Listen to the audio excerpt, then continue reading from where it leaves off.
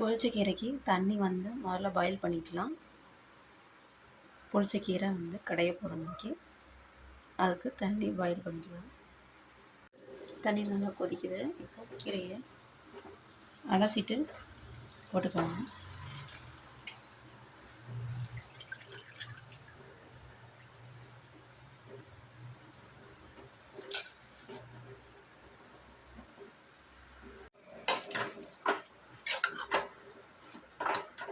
நல்லா கிண்டி விடுங்க.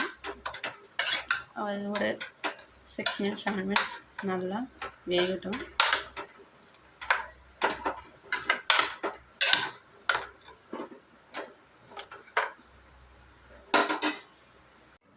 இப்போ நல்லா வெந்துடுச்சு.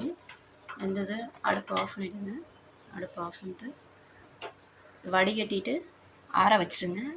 ஆற வச்சதுக்கப்புறம் அரைக்கலாம். இது மிக்ஸி ஜாரில் போட்டு அரைச்சிடலாம். என்கிட்ட வந்து சட்டி இல்லை, அதனால் நான் மிக்ஸி ஜாரில் போட்டு தான் அரைக்கிறேன். நீங்கள் வந்து சட்டி இருந்தால் கடைஞ்சிக்கோங்க. இது போட்டு அரைச்சிட்டு எப்படி இருக்குன்னு பார்க்கணும். கீரைக்கு தேவையான அளவு போட்டு அரைச்சிக்கோங்க.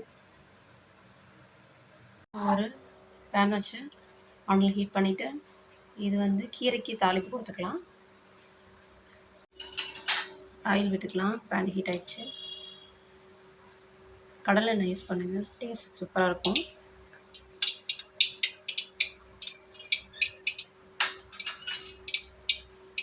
காமிச்சு இப்போது பச்சை மிளகாய் போட்டுக்கலாம். பச்சை மிளகாய் வெங்காயம் போட்டு வதக்கிக்கலாம்.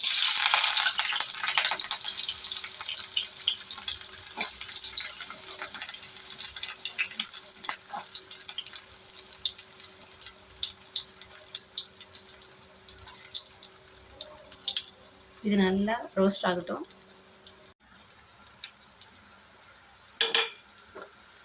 நல்லா வதங்கட்டும்.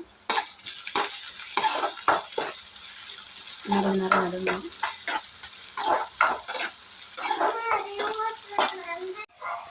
வதங்கிடுச்சு. இது இப்போ ட்ரான்ஸ்ஃபர் பண்ணிக்கலாம். கீரையிலே ட்ரான்ஸ்ஃபர் பண்ணிடுங்க.